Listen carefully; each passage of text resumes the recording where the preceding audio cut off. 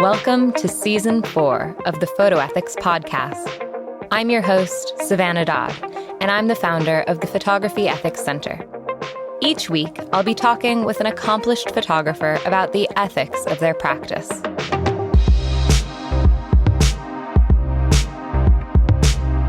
Today, in episode number 3, we'll be talking with Salgu Wissmath about queering photography. Salgu Wissmath is a non-binary Korean-American photographer from Sacramento, California.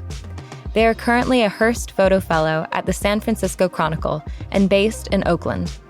They're dedicated to colonizing visual storytelling by engaging in ethical storytelling by and for people of color and the queer community. Their personal work explores the intersections of mental health, queer identity, and faith from a conceptual documentary approach. Salgu studied at UC Berkeley and Ohio University's School of Visual Communication. They are a 2022 Gwynne Ifill Fellow, a 2021 California Arts Council Emerging Artist Fellow, and a 2017 Women Photograph Mentee. Salgu was recently recognized as AAJA's 2022 Emerging Journalist of the Year. Salgu is the communications director for Diversify Photo, a core team member with Ethical Narrative, and a member of AAJA, Women Photograph, Queer the Lens, and Authority Collective. Could we start with you just telling us a little bit about your work? Well, I'm a non-binary Korean-American documentary photographer. I'm from Sacramento, and right now I'm currently a Hearst Photo Fellow at the San Francisco Chronicle, and I'm based in Oakland. So a lot of my work is photojournalism or documentary-based, but I'm dedicated to decolonizing visual storytelling by engaging in ethical storytelling by and for people of color and the queer community. And my personal work explores the intersections of mental health, queer identity, and faith from a conceptual documentary approach. A lot of my projects are also portrait-led, and for me, collaboration is really important for me in the creation process. One of my ongoing projects is documenting dysphoria, which is a portrait series about what gender dysphoria feels like. So gender dysphoria, a definition of it, is the distress a person experiences as a result of the disconnect between their internal gender identity and the sex or gender they were assigned at birth. This experience allows many, though not all, trans people to come to understand their own identity, and everyone experiences gender dysphoria differently and to different degrees. So some people may experience more body dysphoria and others more social dysphoria. Some trans individuals may not experience any dysphoria at all. But this project, Documenting Dysphoria, seeks to show the diversity of experiences around gender dysphoria and across the gender spectrum. And so this project is a mix of photography and oral history. Before creating each photograph, I interview each person about their experiences with gender dysphoria, and together we come up with an idea for the photograph, either based on a particular situation or feeling that they have experienced. And we kind of come up with a sort of scene or scenario, and each photograph is either a literal or metaphorical representation of that individual's feelings of dysphoria. And the final images are usually presented alongside with excerpts drawn from these conversations, so you can read from their experiences in your own words as you view the image. For me, this project is really important because even though this experience is important, gender dysphoria is still sorely misunderstood by society. So these days, there's more awareness of transgender identities, but due to this continued misunderstanding and lack of acceptance, trans individuals face high rates of suicide, discrimination, and barriers to healthcare. And as we can see right now, across the United States, there's over 400 plus anti-trans, anti-LGBT bills being introduced across the country in different state legislators. So it's still, an important thing that people need more understanding on. Absolutely. So that's one of my projects that have some others I can talk about. But yeah, just to ask you a quick question about that. I mean, I think, like you said, it's such important work, and especially in today's climate. And I guess when you're photographing people and talking about their experience of dysphoria, like that can be a very vulnerable process, I would imagine. So how do you approach that on one hand? And then the other sort of tandem question that I have is that you've also documented yourself a lot. And so how maybe does, if you want to talk a little bit about that, but also how that experience of putting yourself on the other side of the camera, being vulnerable yourself, how that informs how you're working with people? Yeah, sure. I think I can start with photographing myself. So I have done a lot of self-portraits. I did a self-portrait project a few years ago. It was kind of like take a photo a day project, but it was a selfie a day for a year. And that project's called Without Disguise. And for me, that project is very much a art therapy project for myself. I started it at a time when I was quite depressed, coming out, figuring out my gender identity. And it was like really vulnerable to photograph myself a lot. At first, it was really awkward. Like I didn't like photographing myself and I wouldn't look at the camera. But it took some time to be like comfortable in front of the camera. So I think it is really important to, as a photographer, often we're the one taking the pictures, but often we're not the ones behind the camera. So I think it is an important exercise to practice being in front of the camera so you understand like what that feels like. But for me, that project was really important. Like I said, it was like art therapy for myself. And when I was doing that project, I remember seeing other photo projects that had focused around the themes of depression or anxiety that were really affirming to see, like seeing other people go through something that's very like not talked about. It's kind of taboo. It's, not a fun feeling to have. And you often feel alone having that feeling. So when you see other people photograph in that way to describe that experience, it makes you feel less alone because you're like, oh yeah, I relate to this photograph or I relate to this person's experience. And so for me, with that feeling, I wanted to recreate that with this project of like, I hope that when people see these images, they see themselves or they feel seen or they feel affirmed or they see themselves reflected in an experience. Maybe they learn something about themselves or they gain more understanding about other people. But I think photographing an experience like gender dysphoria, which is also kind of taboo, not always talked about, not always understood. Maybe some people might not understand what the feelings they are having are, or like it can feel isolating. If you're able to see other people going through that experience, hopefully that people can feel seen in that, or they can feel less alone. Or a lot of times people maybe see photographs and then they're like, oh, that's what that feeling is. I like relate to that, or I didn't have a word for it before. So I don't know. I guess for me, it's just like allowing folks to be seen and affirmed and have themselves represented. And then in terms of like the approach, I think that kind of plays into my ethics and my approach to it. But like I said, it's very collaborative.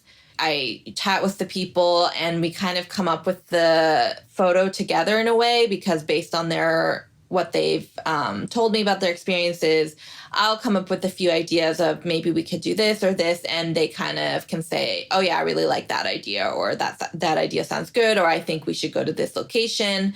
So it is sort of created collaboratively, and then like follow-up is really important. So like checking in with people before each time the project is published or exhibited to make sure they still want to be part of the project, or they're still okay with like having their photo out there. Sometimes people in my projects change their name or change their pronouns because, gender is a fluid experience. So people are still, coming into themselves. So I usually, if they do let me know they've made a change and they want it updated in the project, then I try to do that in future like iterations of the project. And so, so it's like not just a one time I photograph them and then it's done, but I really try to follow up again and have like ongoing consent to be part of the project. And most people are fine with it, but like a few people, maybe I don't hear from them or they just like aren't really as interested. So I kind of go with the folks that are more vocally okay with being part of it. So yeah, that's kind of like how I approach it. Yeah, absolutely. That's a question I get a lot of times, actually, from people, is about that idea of withdrawal of consent. Have you had any situations where maybe you've gone forward with a project and consent has been withdrawn, or you had a plan for exhibiting something and you haven't been able to? And if so, how have you navigated that? I think it's more of like some of the people that I photographed for this project in particular, like kind of over time, maybe I lose touch with them, or they, like, for whatever reason, aren't replying to my ask, to republish their piece. And so I've kind of like, in later versions of the project, like I just had an exhibition last June in my hometown in Sacramento. And so I wanted to make sure everyone was okay with their photo being exhibited. So anyone who maybe I didn't hear from at all, or just like I got a negative response from, then I just didn't include them in the show because I couldn't really confirm with them. So, yeah, kind of in that sense of like, if for whatever reason they express they don't want to be part of it in the future, then I just don't include them in like future parts of the show. It's not always possible to like take stuff down once it's published, just because newspapers and journalism have kind of strict rules about unpublishing stuff. But at least like if I publish it again, I don't have to include them if they don't want to be included again. Yeah, absolutely. No, that makes sense. Could you talk to that a little bit about the rules within journalism about unpublishing, or is that not super relevant for your practice? No, I mean, it is, because I am currently a photojournalist at a newspaper, so I have to follow their guidelines. I think it's just kind of a standard practice of like, once something's been published, it's not supposed to be like unpublished except for like very extreme circumstances or specific, circumstances. But because the idea is like, you don't want, say, a politician that you're reporting on to be like, oh, I don't like this, take it down, like, because that would be censorship. So you kind of have to have this blanket policy of like, nobody can censor you or like tell you, what to do in terms of taking down content, or even like in many newspaper type organizations or news organizations, editorial organizations, like oftentimes you're not able to show the person that you've interviewed or photographed like the article before it's published or the photos before they've published and things like that, because the same idea applies, is you don't want people to be able to censor what you've written or censor, what photos you've taken, and saying like, oh, I don't like this or I don't like that, take it out. So that is something that maybe we'll talk about later, but like there's different levels of ethics of like certain genres of photography are going to have certain ethics than other genres of photographies. And so you kind of have to abide by those rules in those cases. But for me, like in my own personal work, I, as much as possible, am like pushing back on those boundaries and recreating my own versions of what I think is an ethical approach. And so like for me, I would take it down if I had the control. If they don't want to be in anymore, I would take it down. And certain contexts you can, like say you are a nonprofit and you photographed some photos or you've created a video for a nonprofit, basically for marketing purposes or promotional purposes, that's like an area where it's okay to take it down, right? Like, so if maybe someone has expressed they don't want to be part of it anymore, like they don't want to be the face of that nonprofit for whatever reason, like I think an ethical approach is, yes, to take that down if they no longer consent. And so that is an area where it's okay to do that. Whereas, like I said, in journalism, they have certain rules that you kind of have to follow based on the publication. So sometimes you can't do that. Yeah, absolutely. I mean, I think that's such an important point for everybody to keep in mind, right, is that there are different standards in different genres, different expectations in different genres. And when you're working across different genres, or if you're working within a newspaper and then you're working on personal projects, you can have that fluidity in sort of, applying photojournalistic ethics when you're doing the photographs for newspaper. But then when you're doing your personal projects, I love that, how you said that you're pushing some of those boundaries and some of those ideas of, what consent looks like, or what, I don't know, what ethics looks like in your own practice. Is there anything else that you're, besides, maybe examples of taking something down, is there anything else that you're maybe pushing further or pushing differently, maybe, in your personal photographic projects than how it would be handled ethically in the newsroom? Yeah, I mean, kind of like what I talked about. For me, when I'm doing my personal projects, I will be showing folks the photos I've selected or the excerpts of interviews I've selected so they can see it. I've never really had people be like, oh, I don't like that, or I don't like that photo. Like maybe once someone was like, I had given them 2 photo options and they're like, I think this one is better, but no one's ever been like, oh, I don't like it, take it down. So it's just like more of a courtesy of like making sure they're okay with their image and their likeness and what they've said, making sure I've captured it the way they think that they've said it, especially with photographing the trans and non-binary community, like people could potentially feel dysphoria from a photograph that's taken at a certain angle, or like, maybe they don't quite look like how the way they look from one angle versus another, or maybe their clothes don't fit right that day or whatever. I don't know. I don't want to perpetuate that given the nature of the project. So that's something I try to do. And I also like make the distinction between like photographing individuals who are in a place of power, like photographing a politician or photographing, a president or a law officer, where you are holding them accountable as the fourth estate, as the journalist, versus, folks that maybe have less power or are more marginalized, and you want to be mindful of not perpetuating more trauma based on your reporting methods or unintentionally inflicting harm on people, especially if they're, sharing a traumatic experience with you or something like that, or they could potentially be at risk in terms of trollers coming after them, or like negative comments on the internet, or, being doxxed or something like that. So I think that's you're going to have a different approach for those folks. Different duty of care. A different duty of care. That's a good example for it. So that's one example. And then another thing I think for me is like really trying to, as much as possible, like compensate folks for being part of projects, which again, in journalism, you can't do. You cannot pay your subjects. You can't pay people for being part of your project or for being interviewed or whatnot, because you want to keep that. You don't want to have people be in a situation where they maybe feel pressured to participate due to being paid or whatever.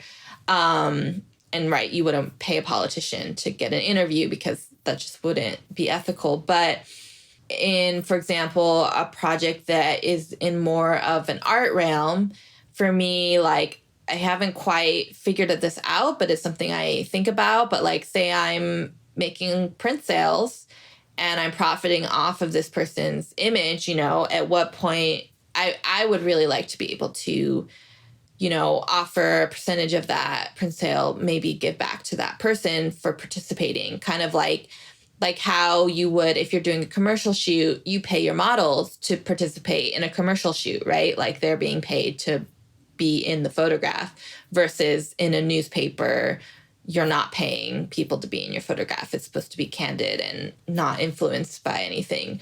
So that's something that I think about and try to do. Maybe I'm not always able to do, but someday maybe I'll figure out the right way to do that. But yeah, I mean, I'm making money off of selling that image or selling that print, but it's not my story that I'm selling. It's like their story, But yeah, like I said, again, like a very clear distinction between, if it's for a journalism publication, that would not generally be accepted. But if it's like for an art museum, like that's a different realm, right? Or again, if it's nonprofit photography, you're creating, marketing, promotional videos, testimonials by clients at that nonprofit, like my approach would be, if possible, to give those folks a stipend or a gift card for being sort of the face of that nonprofit, being interviewed having their video up to promote those services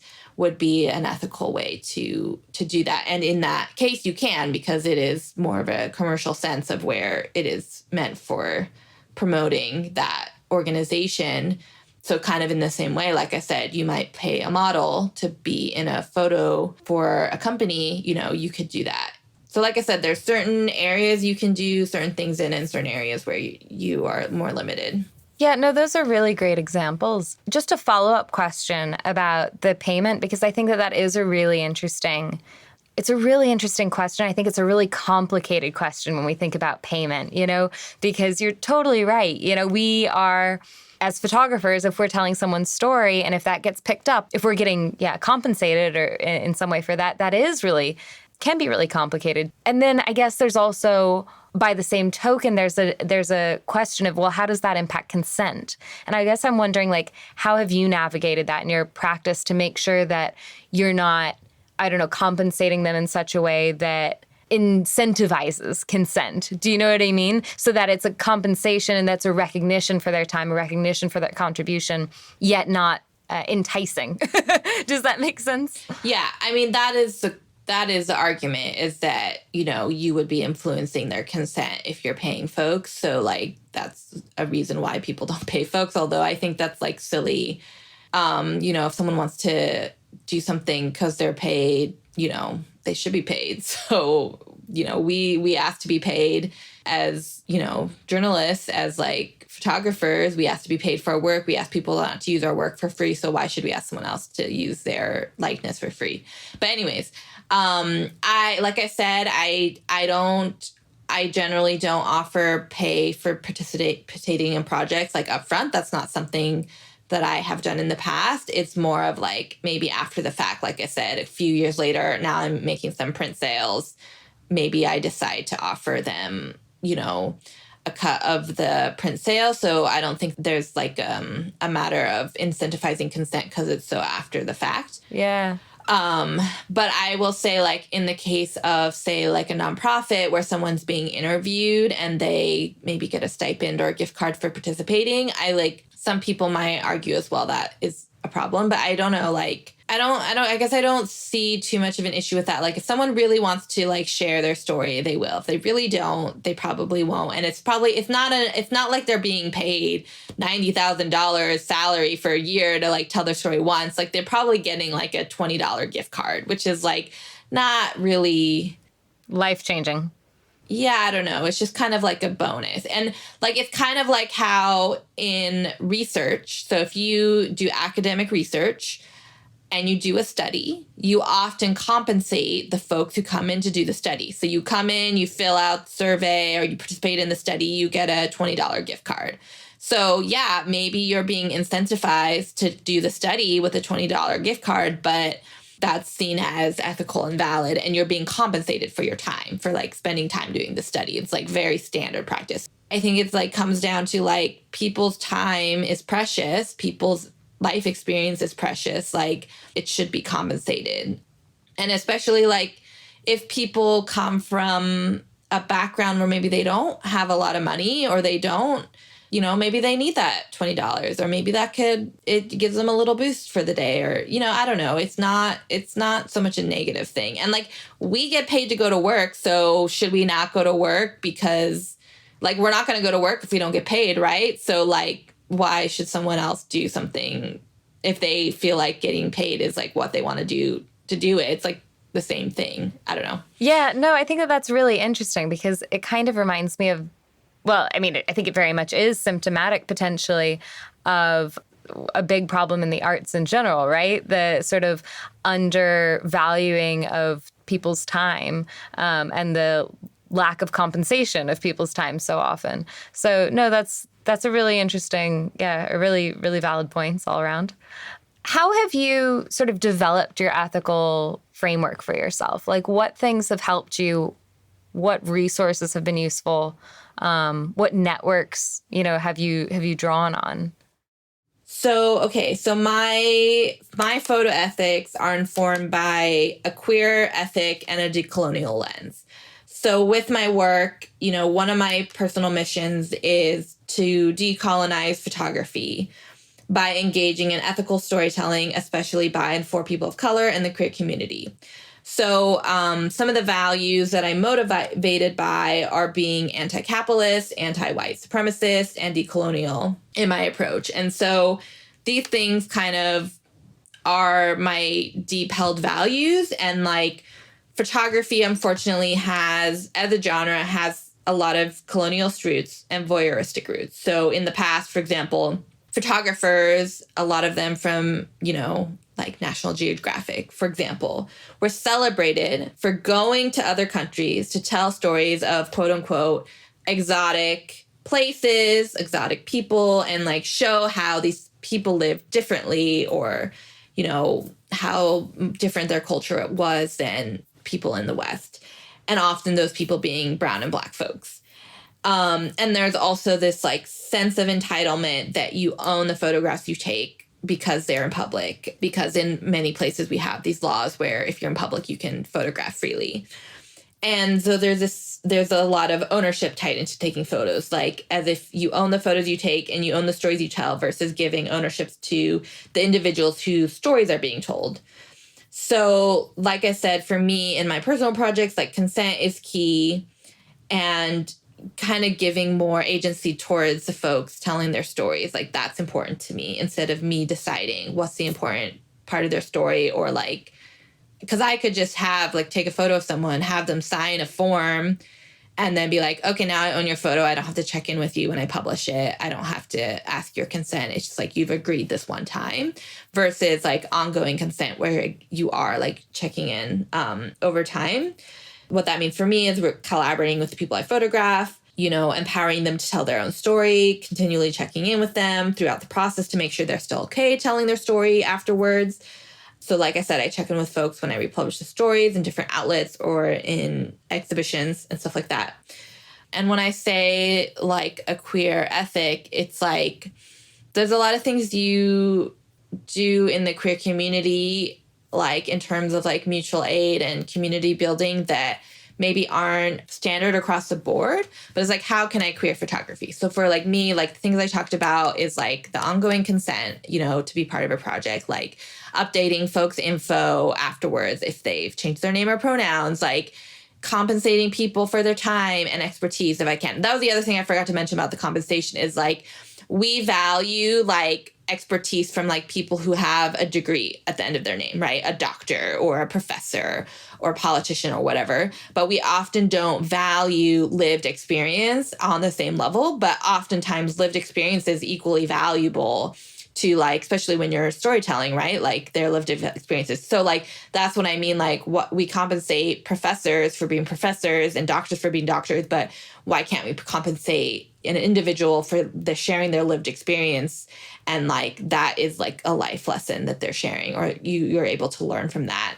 But yeah, so a lot of times the queer community's figured out how to do things in a different way than society does, but it works, and it's like, there's a community there. So like trying to bring that aspect into my own work, which, as I mentioned, it's not always aligned with how things are set in terms of ethics in certain categories. And so it is a fine line of like pushing boundaries, but also staying within boundaries in certain times. Or like right now I'm working at a newspaper, like pushing boundaries as much as I can within the confines of those ethics that I have to abide by. And so like there's a project I'm working on where I'm like, normally when I do this project, I would, show folks the photos and like, as we talked about, but like, as I mentioned in journalism, usually that's not the way to go about it. But one of my editors said, like, I think we could do it in this case if you write sort of like an excerpt at the beginning, like an intro, describing your approach and why you're doing it this way. And that's another thing. It's sometimes like, if you're going to do things that aren't sort of the norm, then transparency is really important. So I think as long as you're really transparent about like, this is my approach, this is why I'm doing it, and maybe it's like a little bit different than what other people think should be the way to do things. But if you really explain it and you're upfront about it, at the beginning of a project or whatever, then you're able to sort of start to slowly push some boundaries because you're explaining why it's important. You're telling people that you're doing things a certain way or a different approach than is considered standard. And that's how you start to like evolve the ethics within even like traditional spaces. But it is a slow process, so it's like in this particular case, I will be able to show folks the photos, write an intro to explain my approach. But in terms of like taking content down after it's been published, that was like the line. They were like, we can't do that, but you can do this. So it's like sometimes you give a little, if you push a little, you give a little, you get a little slack and you kind of can start to evolve some approaches even within spaces that are more traditionally defined. Yeah, I really love that. I love that idea of, well, first of all, transparency in general. That's sort of part of that. I don't know if you've seen it. We have a statement of ethics campaign, which is all about, articulating your ethics and being really transparent about your ethical approaches. So I love that idea of, you collaborating with editors to be transparent and maybe do things differently, but be really open about it. I think that's also, like you said, a really great way of inspiring change in the industry or with others. I think that's really, really brilliant. Can you give an example? Has there been any ethical dilemma that you've encountered and how you have dealt with it? Yeah, I mean, I kind of talked about this already, but deciding about how to maybe compensate individuals, what that might look like, or how I might do that in the structures of journalism or documentary photography. And so, like I mentioned, I had an exhibition of my documenting dysphoria project last year in June. So what I kind of decided upon was I decided that for any print sales, I would donate a portion of them to a local trans-led LGBTQ nonprofit. So at least it's going back into the community, some of the profits. Also, like as much as possible, try to offer like a print to the photos, people I photograph. So like that's kind of like a way to compensate folks. If you can't offer money, you could always offer a copy of a photo or a copy of a print. So like that's something I'm trying to do. And then like I remember I had one person in particular who at the time was going through gender affirmation surgery and had sort of like a crowd fund going on to support them. And they sometimes will ask me when I share their photo, like if I could tag them on Instagram or include like a Venmo link or a link to their, crowd fund. So I was able to, in this case, on the caption, at the end of the caption with her photo, I put like a QR code that linked to her gender affirming surgery, which like for me made sense given the context of the show, right? It's about gender dysphoria, and a lot of people get gender affirmation surgery because they experience gender dysphoria. And so like being able to support her in that way, at least having that link there, or in one case, her photo was featured on a billboard art show, and there's like a website that explained the bios and blah, blah, blah. And so I included her Venmo link on that page because she had asked. So like, if folks have a need, there's some ways where I can, maybe I'm not directly giving them money, but I can at least share their link or whatever in case other people would like to give. So that was what I kind of concluded with that particular show. And then for most of the photos, like I said, I donated a portion to a local trans-led nonprofit. And one person was like, oh, can you please donate mine to this one like located near where he lived. So I picked a different one for him because he wanted to support one that was local to him. That was kind of my approach at that particular exhibit. Maybe the next one I'll have a different approach, but at least I felt in giving back to a local organization, I was at least able to give back to the community instead of just directly profiting off of the photos. So that's one way to kind of approach that aspect of it. Yeah, absolutely. No, I think that's a great example. You've talked a lot about, the different projects that you've done and especially focusing on gender dysphoria. And you said at the start a little bit about, hoping that, in documenting yourself that you maybe provide an example to others. Is that the main reason why you photograph what you photograph, or are there other reasons that sort of surround or drive your work? As I mentioned, a lot of what I photograph is about the queer and trans community.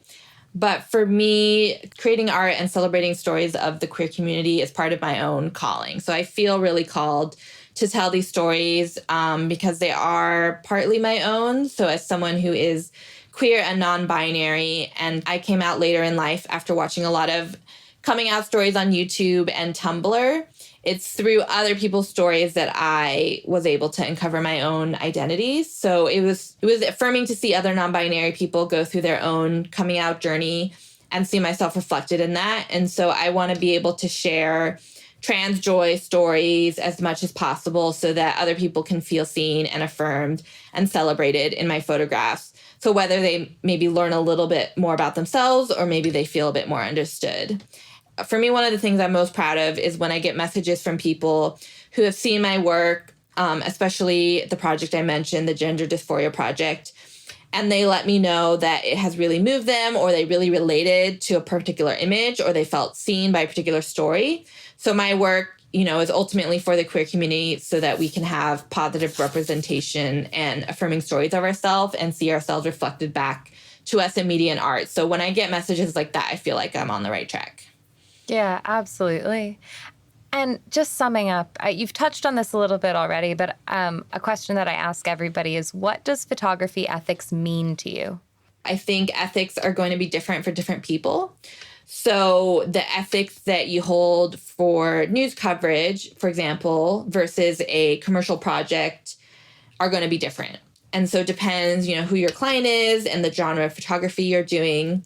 But I think everyone has to know what their own lines are that they won't cross and why, and be transparent about, doing. And it's important to be transparent if you're going to do things slightly different than what is considered the quote unquote norm. Thank you very much for listening to this episode of the Photo Ethics Podcast. The aim of this podcast is to share new insights about photography ethics with others. So if you heard something you liked, please share this podcast with someone who would appreciate it. You can also rate and review us on Spotify or Apple Podcasts. Join me next week when we hear from Jack Moyes on understanding disability.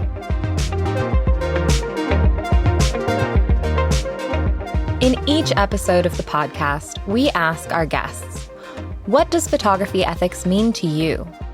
This is a question that everyone in the photography industry should be able to answer. That's why the Photography Ethics Center is asking you, our listeners, to commit to writing and publishing your own statement of ethics. Visit www.photoethics.org/ethics to learn more and to make the pledge committing to ethical transparency, accountability, and awareness. That's www.photoethics.org/ethics.